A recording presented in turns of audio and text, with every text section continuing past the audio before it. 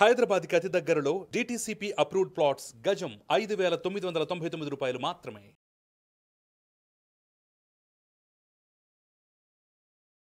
నమస్తే, నేను GVSatyanarayana. ఈరోజు ఏప్రిల్ 1కే మన ఇండియాలో ఫైనాన్షియల్ ఇయర్ స్టార్ట్ అవుతుంది. ఎందుకు? జనరల్గా క్యాలెండర్ ఇయర్ అమెరికా కానీ ఎక్కడైతే వరల్డ్ మొత్తం కూడా క్యాలెండరే ఫైనాన్షియల్ ఇయర్. క్యాలెండర్ అంటే ఏంది? జనవరి 1 టు డిసెంబర్ 31 క్యాలెండర్ ఇయర్, అదే ఫైనాన్షియల్ ఇయర్. కానీ మన ఇండియాలో మాత్రము April 1 to March 31 calendar year, అంటే ఫైనాన్షియల్ ఇయర్. క్యాలెండర్ ఇయర్ కాదు, ఫైనాన్షియల్ ఇయర్. అంటే ఏప్రిల్ 1కు స్టార్ట్ అయ్యి మార్చి 31కు. క్యాలెండర్ మాత్రం జనవరి నుంచి డిసెంబర్కు ఉంది. అయితే మనకు ఎందుకుంది ఏప్రిల్ 1 ఫైనాన్షియల్ ఇయర్ ఎందుకయింది? వరల్డ్ మొత్తం అమెరికా మార్కెట్లు అవన్నీ కూడా క్యాలెండర్ ఇయర్నే ఫైనాన్షియల్ ఇయర్గా ఎందుకు తీసుకుంటాయి? ఇది షేర్ మార్కెట్ వాళ్ళకి కొంచెం ఇన్ఫర్మేషన్. ఎలాంటిది అంటే, ఫైనాన్షియల్ ఇయర్ ఏవైతే ఉందో మనకి ఎందుకు తెలవాలి అంటే, మనకి ఈ ఫైనాన్షియల్ ఇయర్ అంటే యాన్యువల్కి ఈ సంవత్సరానికి ఏ ఏ కంపెనీలు ఎంత సంపాదిస్తున్నాయి, ప్రాఫిట్ అండ్ లాస్ అనుకోండి, బ్యాలెన్స్ షీట్ అనుకోండి, డేటా అనుకోండి, ఇన్ఫర్మేషన్ అనుకోండి, అవన్నీ కూడా ఫైనాన్షియల్ ఇయర్ క్యాలిక్యులేషనే ఉంటుంది. అంటే ఏంది? సపోజ్ ఇప్పుడు మల్టీనేషనల్ కంపెనీలు ఉన్నాయి, MNC కంపెనీలు అంటాం. ఈ మల్టీనేషనల్ కంపెనీలు బ్యాలెన్స్ షీట్లు కనుక మీరు అబ్జర్వ్ చేస్తే జనవరి టు డిసెంబర్ ఉంటాయి అవి ఫైనాన్షియల్ ఇయర్. కానీ మన ఇండియన్ కంపెనీస్ వచ్చేటప్పటికి ఫైనాన్షియల్ ఇయర్ ఏప్రిల్ టు మార్చి ఉంటుంది. ఉదాహరణకి ఇప్పుడు మనం మార్చిలో ఉన్నాం, రేపు ఏప్రిల్లో ఏవైతే యాన్యువల్ రిజల్ట్స్ వస్తాయో మనవి వస్తాయి అన్నమాట. అంటే ఏంది? April to March financial year, ఏప్రిల్లో రిజల్ట్స్ వచ్చేది మనకి యాన్యువల్ అంటాము.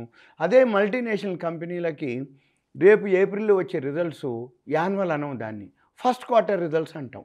ఎందుకు అంటే జనవరి, ఫిబ్రవరి, మార్చి వాళ్ళకి ఫస్ట్ క్వార్టరు, మన ఇండియాకి వచ్చేటప్పటికి ఫోర్త్ క్వార్టరు.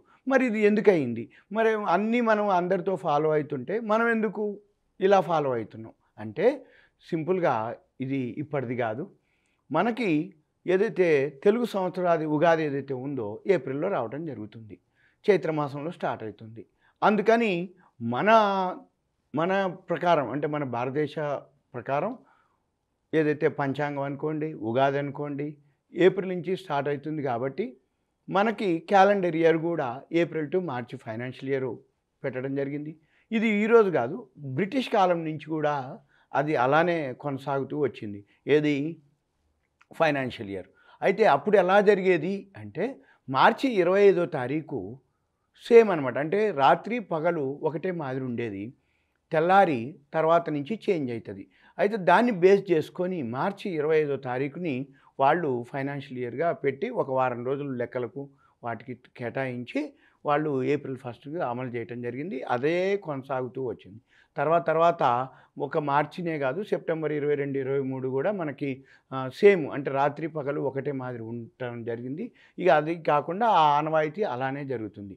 ఇంకొకటి ఏంటిది అంటే, జనరల్గా ఈ ఏదైతే మనకి అంటే బ్రిటిష్ కాలం నుంచి కూడా ఈ జనవరి, డిసెంబర్లో మనం పెట్టకపోవడానికి రీజన్ ఏంటిది అంటే, బ్రిటిష్ వాళ్ళ నుంచి కూడా ఈ డిసెంబర్ వచ్చేటప్పటికి క్రిస్మస్ ఉంటుంది, ఫస్ట్ వచ్చేటప్పటికి జనవరి 1 వస్తుంది.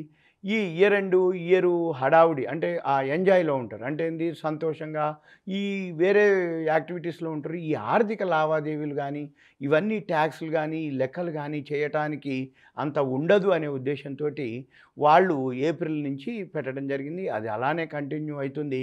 మధ్యలో వీళ్ళు మార్పులు చేద్దాం అనుకున్నారు, కానీ మార్పులు జరగలేదు. అది అలా కంటిన్యూ అవుతూ వచ్చింది.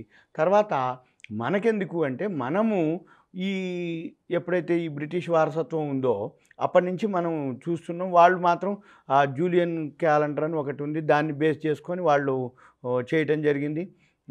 మార్చి 25కి వచ్చి మనకి ఉత్తరాయణం, దక్షిణాయనం ఏవైతే ఉన్నాయో అవి కూడా కొంత తోటి వాళ్ళు చేయటం జరిగింది. మన హిందూ సాంప్రదాయం ప్రకారం విషువత్తు, శరద్ విషువత్తు అని, వసంత విషువత్తు, శరద్ విషువత్తు, అట్లా ఆ విధంగా మనం మొదలుపెట్టడం జరిగింది. అయితే అప్పటి నుంచి కూడా హిందూ సాంప్రదాయ ప్రకారం మనకు ఉగాది ఏదైతే వస్తుందనో ఆ స్టార్టింగ్ తోటి ఏప్రిల్ 1 నుంచి మనకు ఫైనాన్షియల్ ఇయర్ చేయటం స్టార్ట్ చేశారు. మనకి జనరల్గా ఈ అక్టోబర్, మార్చి ఏంటంటే రబీ సీజన్ ఉంటుంది. మంది అగ్రికల్చరు అంటే మన భారతదేశం అంతా వ్యవసాయకి ఆధారపడింది కాబట్టి ఈ జూలై అక్టోబరు ఖరీఫ్గా డిసైడ్ చేయటం, అక్టోబర్ మార్చిని రబీగా డిసైడ్ చేయటం.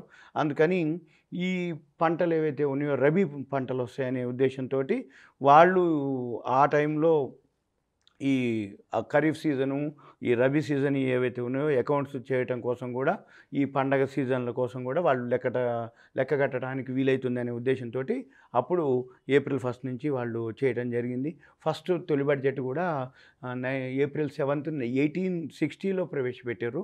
ఏప్రిల్ 7కి ఫస్ట్ బడ్జెట్. ఇక అప్పటి నుంచి 1867 నుంచి భారత్లో ఇక మనకి అదే ఫైనాన్షియల్ ఇయర్గా కంటిన్యూ చేయడం జరిగింది. బ్రిటిష్ గవర్నమెంట్ కూడా 1867లో మనని ఏదైతే ఏప్రిల్ టు మార్చికి ఫైనాన్షియల్ ఇయర్ మార్చడం జరిగింది.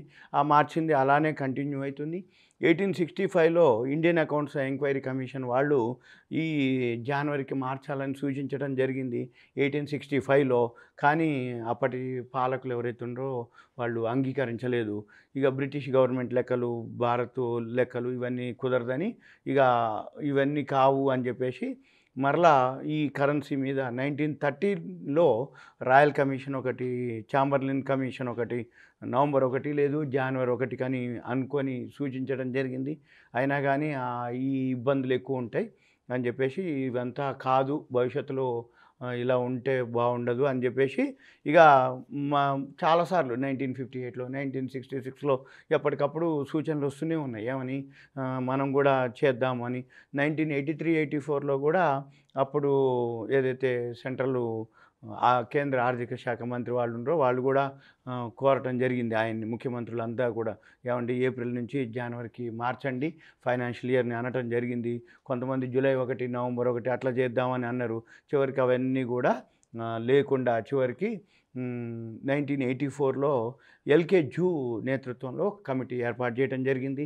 దాన్ని జనవరి 1కి మార్చడం వల్ల అనేక ప్రయోజనాలు ఉంటాయని అనడం జరిగింది. అయినా కానీ మళ్ళీ మనకి 2 పంటలు ఉంటాయి, ఖరీఫ్, రబీ, అవన్నీ అందుబాటులోకి వస్తాయి కాబట్టి బడ్జెట్ని ప్రవేశపెట్టడానికి బాగుంటుంది అన్నారు. కానీ ఇవన్నీ గవర్నమెంట్ తోసిపుచ్చేసి ఇవన్నీ కావు అని చెప్పేసి సింపుల్గా వాళ్ళు పాత పద్ధతే అమల్లోకి తీసుకురావడం జరిగింది. అందుకనే మనకి ఫైనాన్షియల్ ఇయర్ ఏప్రిల్ 1 టు మార్చి 31. ఇది ఎందుకు చెప్తున్నాం అంటే ఏప్రిల్ 1 అనేది ఒకటి, ఫైనాన్షియల్ ఇయర్ మనకి స్టార్ట్ అవుతుంది అనేది ఒకటి. రెండోది జనరల్గా మల్టీనేషనల్ కంపెనీలకు జనవరి క్యాలెండర్ ఇయరే ఫైనాన్షియల్ ఇయర్. మనం తెలుగు వాళ్ళది తెలుగు సంవత్సరాది యుగాది నుంచి స్టార్ట్ అవుతుంది, మనకి పంచాంగం బేస్ అవుతుంది. ఇక ఇవన్నీ రీజన్లు బ్రిటిష్ కాలం నుంచి ఉన్నాయి కాబట్టి మనది April 1 to March financial year. ఇది సింపుల్గా ఓన్లీ ఇన్ఫర్మేషన్ మాత్రమే. సుమన్ టీవీ ప్రేక్షకులకు ధన్యవాదాలు. Thank you. సెలవు.